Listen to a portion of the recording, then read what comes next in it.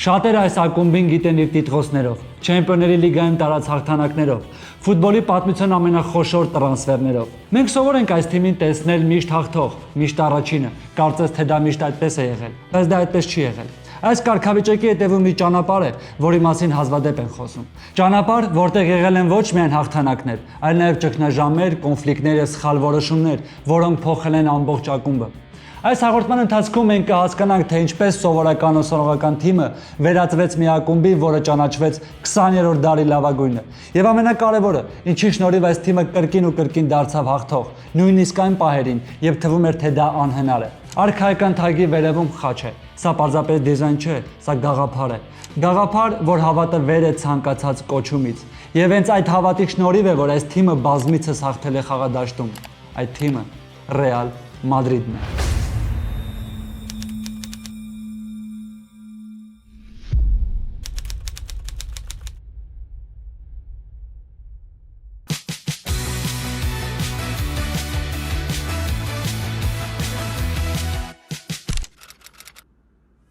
«1887 թվականին Մադրիդում ուսանողները ձևավորեցին Sky անունով սիրողական ֆուտբոլային թիմ։ Այդ ժամանակ իսպանական ֆուտբոլը նոր է սկսում զարգանալ, եւ նման ուսանողական թիմերը շատ էին։ Բայց հենց այս ակումբին հաջողվեց անել գրեթե անհնարինը եւ դառնալ համաշխարհային ֆուտբոլի լեգենդ։ Սկզբում Sky-ի խաղադաշտը պարզապես բաց հողատարածք էր առանց որևէ պայմանների։ Հետագայում տղաների բախտը ժպտաց եւ հաջորդ խաղադաշտը դարձավ Ցլամարտի արենայի հարևանությամբ գտնվող հողատարածքը, ինչը թույլ էր տալիս խաղացողներին հագուստը փոխել արդեն ոչ թե փողոցում, այլ շենքի ներսում։ 1902 թվականին խաղացողների մի մասը լքում է Sky-ը։ Խուլիան եւ Պադրոս Պալասիոս եղբայրները այս թիմի հիման վրա ստեղծում են պրոֆեսիոնալ ակումբ Մադրիդ ֆուտբոլ կլուբը։ Նույն թվականին մեկնարկում է Իսպանիայի առաջին պաշտոնական գավաթը, որտեղ մասնակցում էին ընդամենը 5 թիմ՝ Մադրիդը, Բարսելոնան, Էսպանյոլը եւ Բասկերի հավաքականը, ինչպես նաեւ Մադրիդյան Նյու ֆուտբոլ կլուբը, որը ձևավորվել էր Մադրիդում խաղացած ֆուտբոլիստներից։ Այդ մրցաշարի հաղթող դարձավ Բասկերի հավաքականը, եզրափակչում հաղթելով Բարսելոնային 2-1 հաշվով։ Մադրիդը զբաղեցրեց ընդամենը 3-րդ տեղը։ Իդեպ, հենց այս մրցաշարի շրջանակներում տեղի ունեցավ առաջին Էլ Կլասիկոն։ Բարսելոնան հաղթեց 3-1 հաշվով, հիմնականում իր կազմում եղած օտարերկրացի խաղացողների շնորհիվ։ Առաջին հաղթանակը գրանցվեց 1902 թվականին, օգոստոսին։ Ոչ պաշտոնական տոնական մրցաշարում մադրիդցիները հաղթեցին Մակլոա թիմին եւ որպես մրցանակ ստացան 2 կերամիկական ափսե։ Բայց արդեն 1905 թվականին Մադրիդի Ռետիրո մարզադաշտում Իսպանիայի գավաթի եզրափակչում Մադրիդը հաղթում է բազմակի չեմպիոն Ատլետիկ Բիլբաոին եւ նվաճում իր առաջին լուրջ տիտղոսը։ 1906 եւ 1907 թվականներին նույնպես հաղթում է գավաթը եւ 3 տարի անընդմեջ հաղթելու համար Մադրիդը ստանում է այն իր մոտ մշտական պահելու իրավունք։ 1908 թվականին նրանք կրկին հաղթում են մրցաշարը, հաստատելով 4 տարվա գերիշխանություն իսպանական ֆուտբոլում։ 1910 թվականին Մադրիդը վերջապես տեղափոխվում է ավելի լավ խաղադաշտ Օտոչա եւ սկսվում է ակումբի հեղինակության ու խաղային մակարդակի կայուն աճը։ Այս ժամանակահատվածում ակումբին է միանում Բեռնաբեու ընտանիքը՝ Անտոնիո, Մարսելո եւ Սանտիագո Բեռնաբեուները։ Անտոնիոն ուներ կազմակերպչական տաղանդ, նա եղել է Պոլոնիա ակումբի հիմնադիրներից մեկը, իսկ հետագայում դարձել է Իսպանիայի ֆուտբոլի ֆեդերացիայի նախագահ։ Մարսելոն եղել է բարձրակարգ խաղացող, իսկ Սանտիագոն ակումբում զբաղեցրել է գրեթե բոլոր հնարավոր դերերը՝ խաղացող, պատվիրակ, տնօրեն, քարտուղար եւ նախագահ։ Սանտիագո Բեռնաբեուի դեբյուտը Մադրիդի կազմում եղել է 1912 թվականին, երբ նա ընդամենը 16 տարեկան էր։ Դա ընկերական հանդիպում էր Ինգլենդ ֆուտբոլ քլաբի դեմ։ Նա խաղում էր ձախ կիսապաշտպանի դիրքում եւ խփել է հաղթական գոլը։ Նույն թվականին բացվեց Ուդունալ մարզադաշտը, որը նախատեսված էր ընդամենը 200 հանդիսականի համար։ Դրա կառուցմանը մասնակցել էր ամբողջ թիմը, այդ թվում երիտասարդ Բեռնաբեու եղբայրները, որոնք իրենց աշխատանքի դիմաց ոչինչ չստացան, բայց հետագայում իրենց անունը հավերժ գրեցին ակումբի պատմության մեջ։ Մադրիդը շարունակում էր ձևավորվել որպես իսպանական ֆուտբոլի գրանդ, գերիշխելով տարածաշրջանային մրցաշարերում, իսկ Սանտիագո Բեռնաբեուն փայլում էր խաղադաշտում։ 1920 թվականի հունիսի 29-ին ակումբը ստանում է թագավոր Ալֆոնսո 13-ի շնորհած թագավորական կարգավիճակը։ Այդ պահից Մադրիդը ստանում է Ռեալ անվանումը։ Այս որոշումը պատահական չէր։ Այդ պահին Մադրիդը արդեն դարձել էր երկրի ամենակազմակերպված եւ զարգացող ակումբներից մեկը եւ ներկայացնում էր մայրաքաղաքը։ Պետության համար կարևոր էր ունենալ այսպիսի ակումբ, որը կարող էր դառնալ նրա դեմքը թե երկրի ներսում, թե դրանից դուրս։ Թագավորական ակումբին պետք էր նաեւ համապատասխան մարզադաշտ։ Այդ պատճառով սկսվում է 15000 տեղանոց Չամարտինի կառուցումը, որը բացվում է 1924 թվականին։ Նույն ժամանակահատվածում Ռեալը իրականացնում է իր առաջին կոմերցիոն շրջագայությունը։ Թիմը մեկնում է Անգլիա եւ խաղում է Նյուքասլի, Բիրմինգեմի եւ Տոտենհեմի դեմ, բայց բոլոր 3 խաղերում Ռեալը պարտվում է, սակայն հասնում է իր նպատակին, լայն ճանաչում է ստանում արտասահմանյան մամուլում։ 1928 թվականին մեկնարկում է Իսպանիայի առաջին պաշտոնական առաջնությունը, այժմ Լա Լիգան, որտեղ Ռեալը զբաղեցնում է երկրորդ տեղը։ Սակայն ակումբի հավակնությունները ավելի մեծ էին։ Այդ պատճառով որոշում է ձեռք բերել լեգենդար դարպասապահ Ռիկարդո Զամորային, որի տրանսֆերի համար վճարվում է ռեկորդային գումար 150,000 պեսետա։ Ներդրում է տալիս է իր արդյունքը։ 1932 թվականին Ռեալ Մադրիդը առաջին անգամ դառնում է Իսպանիայի չեմպիոն, ամբողջ մրցաշրջանը անցկացնելով առանց պարտության եւ վստահորեն առաջ անցնելով մրցակիցներից։ Հաջորդ մրցաշրջանում Ռեալը կրկին հաղթում է առաջնությունը եւ դառնում է առաջին ակումբը, որը կարողանում է դա անել 2 անգամ անընդմեջ։ 1936 թվականի հունիսին Ռեալը եւ Բարսելոնան հանդիպում են Իսպանիայի գավաթի եզրափակչում։ Մադրիդը հաղթում է եւ նվաճում է գավաթը, բայց ընդամենը 1 ամիս անց սկսվում է Իսպանիայի քաղաքացիական պատերազմը։ Երկրորդ հանրապետության հաստատումից հետո ակումբը կորցնում է թագավորական կարգավիճակը, իսկ քաղաքացիական պատերազմի տարիներին հայտնվում է ծանր իրավիճակում։ Ակումբի ղեկավարումը անցնում է նոր իշխանությունների վերահսկողության տակ։ Պատերազմի ընթացքում Մադրիդը փորձում է մասնակցել Վալենսիայի եւ Կատալոնիայի առաջնություններին, սակայն Բարսելոնան, որն արդեն համարվում էր նրա հիմնական մրցակիցը, արգելափակում է նրանց մասնակցությունը։ Բայց 1939 թվականի ապրիլի 1-ին պատերազմի ավարտից հետո ստեղծվում է Մադրիդի փրկության կոմիտե։ Նրանց նպատակն էր արագ վերականգնել ֆուտբոլը եւ վերակառուցել վնասված մարզադաշտը։ Նրանց ջանքերով վերանորոգված Չամարտինը բացվում է նույն տարվա հոկտեմբերին եւ ընդունում է Մադրիդյան դերբին։ Մադրիդին վերադարձվում է թագը եւ թագավորական ակումբի կարգավիճակը։ Եվ մոտ 10 տարի անց Ռեալը վերադառնում է իր նախկին հզորությանը։ Սկզբում Ռեալը վրեժ է լուծում Բարսելոնայից։ 1941 թվականի գավաթի կիսաեզրափակչի առաջին խաղում 3-0 պարտվելուց հետո պատասխան խաղում հաղթում է 11-1 հաշվով։ Այդ տարիներին ֆուտբոլը Իսպանիայում քաղաքականացված էր։ Թիմերը գործում էին լարված միջավայրում եւ որոշ հանդիպումներ, այդ թվում 1943 թվականի խաղը, անցել է ճնշումների եւ վիճահարույց պայմանների ներքո։ Սա հատկապես ակնհայտ դարձավ Ֆրանկոյի տարիներին, երբ պետությունը սկսեց օգտագործել ֆուտբոլը որպես միջազգային իմիջի գործիք, իսկ Ռեալի հաջողությունները միջազգային ասպարեզում սկսեցին օգտագործել պետական իմիջի համար։ Ֆրանկոյի կառավարման տարիներին 1939-ից մինչև 1975 թվականը Իսպանիայի առաջնությունում Ռեալ Մադրիդը դարձել է չեմպիոն 14 անգամ, Բարսելոնան 8, բայց նույն ժամանակահատվածում հաղթել են նաև այլ ակումբներ՝ Ատլետիկո Մադրիդը 8 անգամ, Ատլետիկ Բիլբաոն 5 անգամ, Վալենսիան 3 անգամ։ Իսկ գավաթային մրցաշարերում պատկերն այլ է։ Բարսելոնան 14 գավաթ, Ատլետիկ Բիլբաոն 9, Ռեալ Մադրիդը 6։ Ստացվում է, որ Բարսելոնան ավելի շատ գավաթներ է նվաճել այդ ժամանակ, քան Ռեալը։ Այս տվյալները ցույց են տալիս, որ իսպանական ֆուտբոլում գոյություն ունի իրական մրցակցություն, եւ որևէ մեկ թիմի համար համակարգային արտոնյալ հաղթանակների մոդել չի եղել։ Այնուհետև նույն թվականի սեպտեմբերին հայտարարվում է, որ ակումբը վերադառնում լեգենդար Սանտիագո Բեռնաբեուն, արդեն որպես նախագահ։ Վերադառնալով ակումբը նա անմիջապես հայտարարում է. «Տիկնայք եւ պարոնայք, մեզ անհրաժեշտ է ավելի մեծ մարզադաշտ, եւ մենք այն կկառուցենք»։ Նա որոշում է կառուցել 75000 տեղանոց մարզադաշտ։ Կազմակերպված աշխատանքի եւ հստակ կառավարման շնորհիվ ակումբը սկսում է կրկին հաղթել։ 1946 եւ 47 թվականներին Ռեալը նվաճում է Իսպանիայի գավաթը։ 1947 թվականի նոյեմբերին Ռեալը դառնում է առաջին իսպանական թիմը, որը խաղադաշտ է դուրս գալիս համարակալված մարզաշապիկներով։ Նույն թվականի դեկտեմբերին նորացված Չամարտինը պաշտոնապես բացվում է եւ դառնում է ակումբի հպարտությունը։ Հաջորդ կարևոր քայլը դարձավ Ալֆրեդո Դի Ստեֆանոյի տեղափոխությունը։ Այդ պահին Դի Ստեֆանոն խաղում էր Միլիոնարիոս ակումբում, բայց նրա իրավունքները պատկանում են River Plate-ին, ինչի պատճառով նրա տեղափոխությունը դարձել էր բարդ վիճահարույց գործընթաց։ Օգտվելով այս իրավիճակից, թե Ռեալ Մադրիդը, թե Բարսելոնան փորձեցին ձեռք բերել խաղացողին։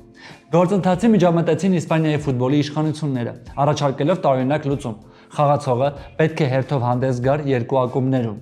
Բարսելոնան հրաժարվեց այդ տարբերակից, համարելով այն անընդունելի եւ արդյունքում Դի Ստեֆանոն միացավ Ռեալ Մադրիդին։ Դի Ստեֆանոյի տեղափոխության առաջին արդյունքը եղավ 1953-54 մրցաշրջանի Լա Լիգայի հաղթանակը։ Ակումբը այս տիտղոսը չէր նվաճել 1933 թվականից հետո։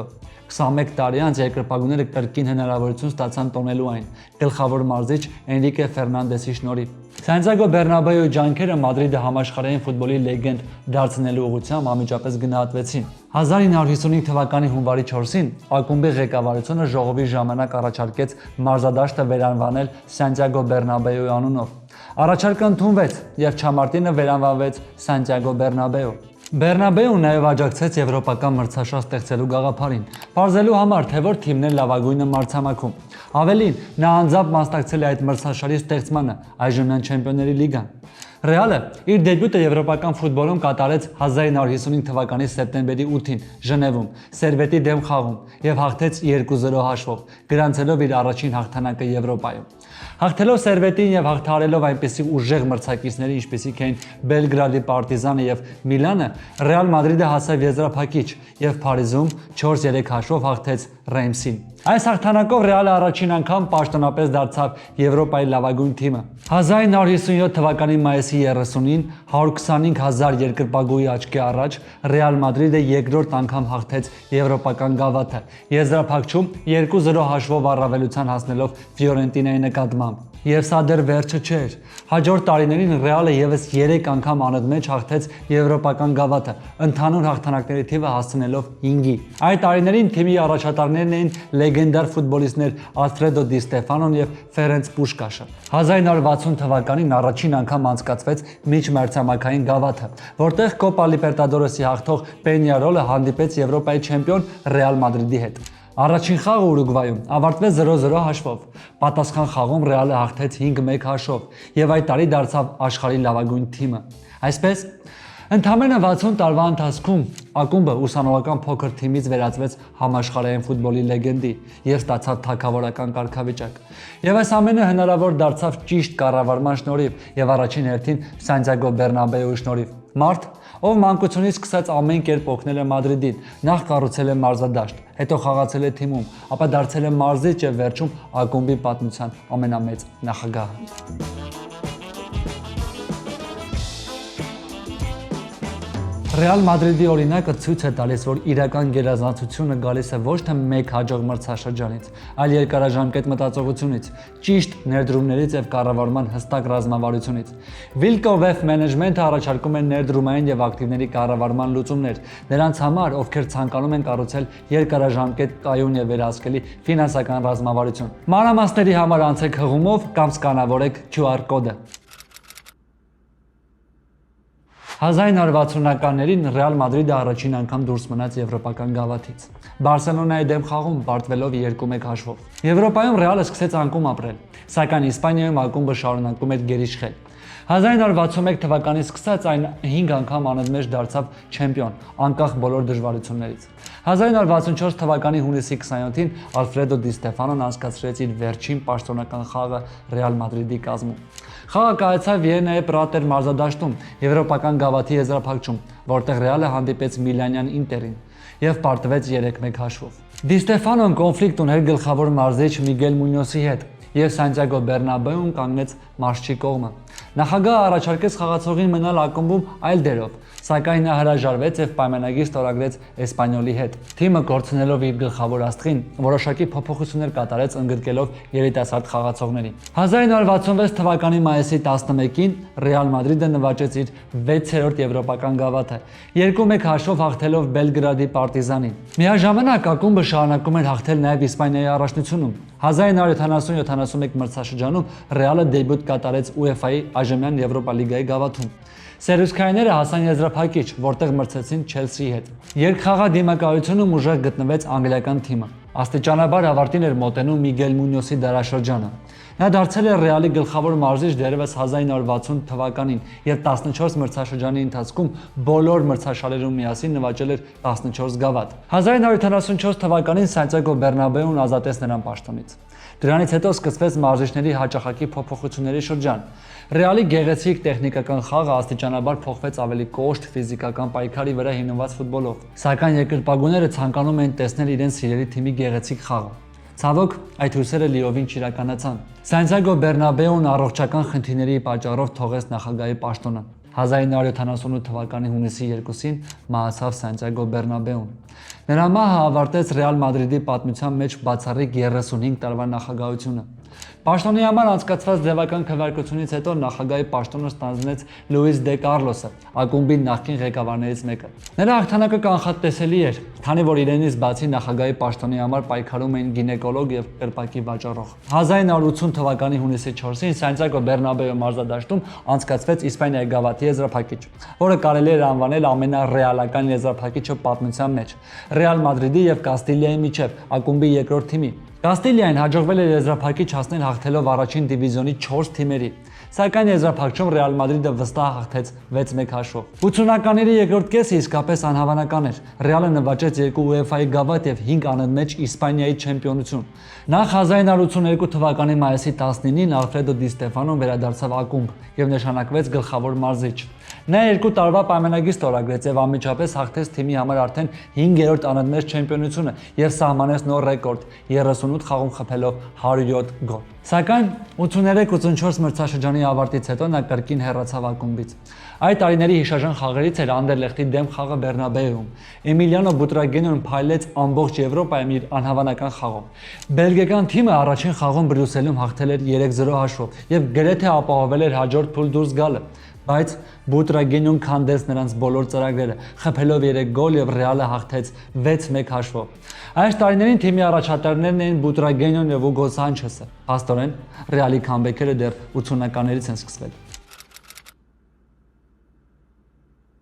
90-ականների սկիզբը Ռեալ Մադրիդի համար դժվար ժամանակներ էր։ Այդ շրջանը Յոհան Կրոյֆի դրին թիմի ժամանակն էր, երբ Բարսելոնան 91-ից մինչև 94 թվականները անընդմեջ հաղթեց Լա լիգան, 92 թվականներին Չեմպիոնների լիգան, իսկ Ռեալը վերջին անգամ դա հաղթել էր 1966 թվականին։ Միայն 94-95 թվականի մրցաշրջանում վերջապես հաղթեց Լա լիգան։ Այդ շրջանում ակումբը կատարեց մի քանի կարևոր տրանսֆեր։ Ֆերնանդո Ռեդոնդոյի տեղափոխությունը դարձավ կարևոր ուժեղացում կիսապաշտպանությունում, իսկ Միքայել Լաուդրուպի տեղափոխությունը Բարսելոնայից Ռեալ դարձավ սկանդալային։ Այս տրանսֆերը մեծ արձագանք առաջացրեց եւ նույնիսկ որոշ չափով խորհրդանշական էր։ Բանն այն է, որ Լաուդրուպի մասնակցությամբ Բարսելոնան 94 թվականին 5-0 հաշվով ջախջախել էր Ռեալին, իսկ արդեն 1 տարի անց Ռեալը նույն հաշվով 5-0 հաղթեց Բարսելոնային եւ կրկին խաղադաշտում էր Լաուդրուպը, պարզապես այս անգամ արդեն Ռեալի կազմում։ Սակայն այդ հաջողությունից հետո թիմը անկայուն շրջան ունեցավ։ 96 թվականին Ռեալը գլխավորեց Ֆաբիո Կապելոն։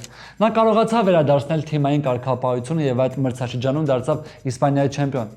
Այդ ընթացքում թիմում էին խաղում Ռոբերտո Կարլոսը, Միատովիչը, Դավոն Շուկերը եւ Կլարեն Զեդորֆը։ Սակայն Կապելոն կոնֆլիկտ ունեցավ ղեկավարության հետ եւ հեռացավ ընդամենը 1 մրցաշրջան հետո։ Թիմը գլխավորեց Յուփ Հայնկեսը։ Չնայած նրան, որ Իսպանիայի առաջնությունում Ռեալը զբաղեցրեց միայն 4-րդ տեղը, եվրոպական մրցաշարում թիմը հասավ մեծ հաջողության։ 98 թվականին Ռեալ Մադրիդը հաղթեց Չեմպիոնների լիգան, եզրափակչում 1-0 հաշվով հաղթելով Յուվենտուսին։ Հաղթական գոլը խփեց Միատովիչը։ Այսպիսով Ռեալը 32 տարվա ընդմիջումից հետո կրկին դարձավ Եվրոպայի լավագույն թիմը։ Չնայած այս հաջողությանը Յուփ Հայնկեսը հեռացավ մրցաշրջանի ավարտից հետո։ Հետագա տարիներին թիմը շարունակում էր անկայուն ելույթները։ Մարզիչների փոփոխությունները շարունակվում էին։ Ոչ Գուս Հինդինգը, ոչ Ջոն Տոշակը չկարողացան երկարաժամկետ հաջողություն ապահովել։ Մինչև այն պահը, երբ թիմը գլխավորեց Վիսենտե Դել Բոսկե։ Նա թիմում ստեղծեց առողջ մթնոլորտ եւ արդյունավետ օգտագործեց խաղացողների ուժեղ կողմերը։ 2000 թվականին Ռեալը կրկին հաղթեց Չեմպիոնների լիգան, եզրափակչում 3-0 հաշվով հաղթելով Վալենսիային։ 2000 թվականին FIFA-ն Ռեալ Մադրիդին ճանաչեց որպես 20-րդ դարի լավագույն ակումբ։ Այս որոշումը հիմնված էր ոչ միայն տիտղոսների քանակի, այլ նաև ակումբի ազդեցության վրա համաշխարհային ֆուտբոլում։ Այդ պահին Ռեալը արդեն ուներ ամենաշատ հաղթանակները Եվրոպայի գավաթում եւ դարձել էր այն թիմը, որը ձևավորում էր եվրոպական ֆուտբոլի չափանիշները։ Նույն թվականին ակումբի նախագահ ընտրվեց Ֆլորենտինո Պերեսը։ Ֆլորենտինո Պերեսը ներկայացրեց նոր ռազմավարություն, կառուցել թիմ համաշխարհային աստղերի շուրջ։ Նրա առաջին եւ աղմկարյուս քայլը դարձավ Լուիշ Ֆիգոյի տեղափոխությունը Բարսելոնայից Ռեալ։ Այս տրանսֆերը ոչ միայն ուժեղացրեց թիմը, այլ նաև դարձավ պատմական եւ սիմվոլիկ քայլ, խորացնելով մրցակցությունը երկու ակումբների միջև։ Երկրպագուները դա անցկալեցին որպես հերթական ուժեղ հարված իրենց հիմնական մրցակցին։ Ռեալը արագորեն նվաճեց Իսպանիայի առաջնության տիտղոսը, բայց Ֆիգոյի տեղափոխությունը միայն ֆուտբոլային նշանակություն չուներ, այն դարձավ շրջադարձային պահ ամբողջ ակումբի համար։ Այդ պահից Սանտիագո Բեռնաբեուում սկսվեց նոր դարաշրջան՝ գալակտիկոսների էրա։ Գաղափարը բավականին պարզ էր՝ թիմում հավաքել աշխարհի լավագույն ֆուտբոլիստներին, բայց ոչ բոլոր որոշումներն են միանշանակ ընդունվում։ Օրինակ, երկրպագուները խիստ դժգոհ էին 2000 թվականին Կլոդ Մակելելեի վաճառքից Չելսի։ Ֆրանսիացին թիմի կարևորագույն հենակետային կիսապաշտպանն էր, սակայն Ֆլորենտինո Պերեսը կենտրոնացած էր ավելի շատ հարձակվող աստղերի վրա եւ այս որոշումը ընդունեց առանց երկար մտածելու։ 2001 թվականին Ռեալը կատարեց եւս մեկ ռեկորդային տրանսֆեր։ Ակումբը ձեռք բերեց ոսկե գնդակի դափնեկիր Զինեդին Զիդանին 77.5 միլիոն եվրոյով, ինչը այդ պահին դարձավ ֆուտբոլի պատմության ամենաթանկ տրանսֆերը։ Ֆրանսիացին անմիջապես դարձավ թիմի առանցքային խաղացողներից մեկը իր էլեգանտ եւ արդյունավետ խաղով։ Լավագույն օրինակը 2002 թվականին Չեմպիոնների լիգայի եզրափակում Բայեր Լևերկուզենին խփած գոլն էր, որտեղ Ռեալը հաղթեց 2-1 հաշվով։ Նույն տարվա ամռանը Պերեսը շարունակում էր քաղաքականությունը եւ թիմը հրավիրում աշխարհի լավագույն հարձակվողներից մեկին՝ Ռոնալդոին։ Չնայած նրան, որ այդ պահին արդեն թիմում կար ուժեղ հարձակվողական գիծ Ռաուլի գլխավորությամբ, սակայն բրազիլիացու գալուց հետո թիմի կառուցվածքը որոշ չափով փոխվեց։ Ռոնալդոն ապացուցեց իր բարձր մակարդակը, խփելով բազմաթիվ գոլեր եւ օգնելով Ռեալին հաղթել Լա Լիգան առաջին մրցաշրջանում։ Սակայն Չեմպիոնների լիգայում թիմը չկարողացավ հասնել հաջողության, կիսաեզրափակում պարտվելով Յուվենտուսին։ Այս անհաջողությունը լուրջ հիասթափություն էր Ֆլորենտինո Պերեսի համար։ Նա համոզված էր, որ Ռեալը պետք է հաղթի բոլոր մրցաշարերում եւ սկսեց փնտրել մեղավորներ։ Հարվածի տակ ընկան կարևոր մարդիկ։ Առաջինը գլխավոր մարզիչ Վիսենտե Դել Բոսկեն էր, որը չնայած հաջողությունների հեռացվեց։ Երկրորդը թիմի ավագ եւ առանցքային խաղացող Ֆերնանդո Հիերոն էր։ Իսկ Մակելելեի հեռանալուց հետո Ռեալը սկսեց խնդիրներ ունենալ պաշտպանությունում եւ խաղի կառուցման մեջ։ Բայց Պերեսը շարունակում էր իր քաղաքականությունը։ 2003 թվականին թիմին միացավ Դեյվիդ Բեքհեմը Մանչեսթեր Յունայթեդից։ Մարքեթինգային տեսանկյունից սա հանճարեղ քայլ էր։ Ակումբը զգալիորեն մեծացրեց իր գլոբալ ազդեցությունը, հատկապես Ասիայում։ Բայց խաղային տեսանկյունից այս տրանսֆերը այնքան էլ անհրաժեշտ չէր։ Այսպիսով, գալակտիկոսների գաղափարը բերեց անհավասարակշռության։ Թիմում չափազանց շատ էին հարձակվողական աստղերը, իսկ պաշտպանական կառուցվածքը թուլացավ։ 3 տարվա ընթացքում Ռեալը չկարողացավ նվաճել ոչ մի խոշոր տիտղոս։ Թիմում հաճախակի փոխվում էին մարզիչներ, բայց ոչ մեկը չէր կարողանում ապահովել կայունություն։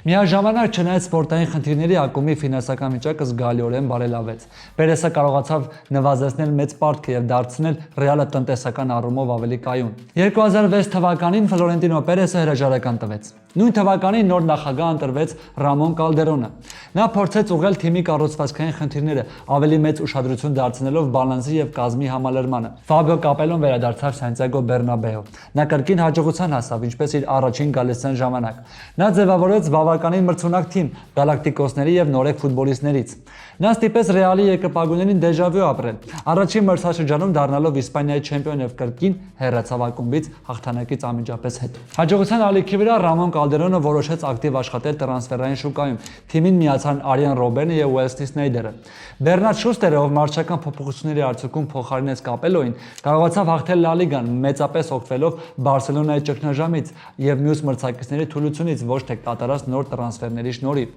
2008 թվականի ամռանը Ռեալում շարունակվեց հոլանդական ալիքը։ Թիմին միացան Ռաֆայել Վանդերվարտը եւ Կլասիան Հունտելարը, բայց այս անգամ այդ ուժեղացումները բավարար չեղան։ Պեպ Գվարդիոլայի գլխավորությամբ Բարսելոնան վստահորեն վերադարձրեց Իսպանիայի չեմպիոնությունը։ Կատալոնացիները դարձան լուրջ սպառնալիք մադրիդյան գրանդի համար։ Դրա պատճառով Ֆլորենտինո Պերեսը 2009 թվականին երկրորդ անգամ դարձավ ակումբի նախագահ։ Սկսեց հավաքել նոր գալակտիկոսներ, շարունակելով այն ռազմավարությունը, որը սկսել էր դեռևս դարասկզբին։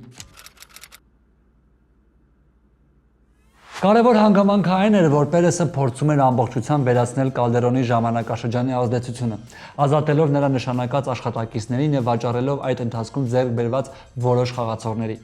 Տրանսֆերային պատուհանի ընթացքում Ռեալի ծախսերը գերազանցեցին 250 միլիոն եվրոն, բայց այս տրանսֆերները հետագայում դարձան պատմական։ Թիմին միացան Կրիստիանո Ռոնալդոն, Կական եւ Կարիմ Բենզեման։ Պորտուգալացու տեղափոխությունը դարձավ մեծ հաղթանակ Պերեսի համար, քանի որ նա ձեռք բերեց ոչ միայն բարձրակարգ գոլահար, այլ նաև համաշխարհային մեդիայի դեմք։ Սակայն այս իրավիճակում Պերեսը ստիպված է զոհաբերել ակումբի լեգենդներից մեկին՝ Ռաուլին։ 2010 թվականին Ռաուլը լքեց Ռեալը, ինչը ծանր ընդունվեց աշխարհի բոլոր մադրիդիստաների կողմից։ Միևնույն ժամանակ Պերեսը որոշ չափով փոխեց իր մոտեցումը։ 2009 թվականի ամռանը թիմին միացան նաև Չաբի Ալոնսոն, Ռաուլ Ալբիոլ եւ Ալվարո Ալբելոան, խաղացողներ, որոնք կատարում էին մեծ պաշտպանական աշխատանք։ Մեկ տարի անց թիմը համադրվեց երիտասարդ եւ հեռանկարային ֆուտբոլիստներով Անխել Դի Մարիա եւ Մեսուտ Օզիլով եւ Սամի Խեդիրաև։ Այս ամենը ցույց էր տալիս, որ նախագահը որոշ չափով վերանայել է իր տրանսֆերային ռազմավարությունը։ Բացի այդ, նոր մրցաշրջանի սկզբում նա կատարեց եւս մեկ կարևոր որոշում։ Չնայած նրան, որ Մանուել Պելեգրինին բավականին արժանապատիվ դիմադրություն է ցույց տալիս Գվարդիոլայի Բարսելոնային, նրան փոխարեն նշանակվեց Ժոզե Մորինյոն։ Պորտուգալացին եկավ անմիջապես այն բանից հետո, երբ Ինտերի հետ նվաճել էր պատմական թրեբլը։ Սա այն դեպքն էր, երբ մարզիչը կառուցում էր թիմ հիմնվելով արդեն առկա գալակտիկոսների վրա։ Մորինյոն անմիջապես կոշտ պայքարի մեջ մտավ Գվարդիոլայի եւ Բարսելոնայի հետ։ Սակայն թիմը մրցաշրջանն ավարտեց առանց լուրջ տիտղոսների։ Թիմի ներսում սկսվեց լուրջ ճգնաժամ։ Մորինյոն կարծում էր, որ Բարսելոնայի դեմ պայքարում կարելի է օգտագործել ցանկացած միջոց։ Նա հաճախ սրում էր իրավիճակը, սադրում մրցակիցներին եւ երբեմն անցնում սահմանները։ Միևնույն ժամանակ Իլկեր Կասիլյասը որոշել էր, որ Էլ Կլասիկոյի լարվածությունը պետք է թույլատրել։ Նա կապ հաստատեց Բարսելոնայի խաղացողների հետ, փորձելով հանգստացնել իրավիճակը։ Մորինյոյի աչքերում սա դիտարկվեց որպես թուլություն եւ դավաճանություն։ Նա Կասիլյասին նստացրեց պարիսպայինների նստարանին։ Թիմը հաստատի բաժանվեց երկու ճամբարի։ Արդյունքում Ռեալը ոչ միայն պարտվեց չեմպիոնական պայքարում, այլ նաև մնաց առանց լուրջ տիտղոսների։ Մորինյոն հասկացավ, որ այլևս չի կարող վերահսկել իրավիճակը եւ որոշեց հեռանալ։ Չնայած անհաջող ավարտին նա Ռեալի հետ հաղթեց Իսպանիայի գավաթը, նվաճեց Լա Լիգան եւ 3 անգամ անընդմեջ հասավ Չեմպիոնների լիգայի կիսաեզրափակիչ։ Այդպիսի կայունություն Ռեալը երկար տարիներ չէր ունեցել։ Մորինյոյի կարևոր որոշումներից մեկը Զինեդին Զիդանին թիմում ներգրավելն էր որպես առաջին թիմի խորհրդական։ Այդ ժամանակ սա մեծ նշանակություն չունեցող քայլ էր թվում, բայց իրականում Զիդանը մշտական կապի մեջ էր խաղացողների հետ, որոնք հետագայում դարձան նրա հաջող թիմի հիմքը։ Բացի այդ, Զիդանը կարևոր դեր ունեցավ որոշ տրանսֆերների եւ խաղացողների ադապտացիայի մեջ, օրինակ Ռաֆայել Վարանի։ Մորինյոն հեռացավ, թողնելով լարված մթնոլորտ, բայց դա որոշ առումով օգնեց հաջորդ մարզչին։ Կարլո Անչելոտին, ով հանգիստ եւ հավասարակշռված մասնագետ էր, արագորեն կարգավորեց թիմի ներսի մթնոլորտը, եւ դա անմիջապես արդյունք տվեց։ 2013-14 մրցաշրջանում Ռեալը հասավ Չեմպիոնների լիգայի եզրափակիչ։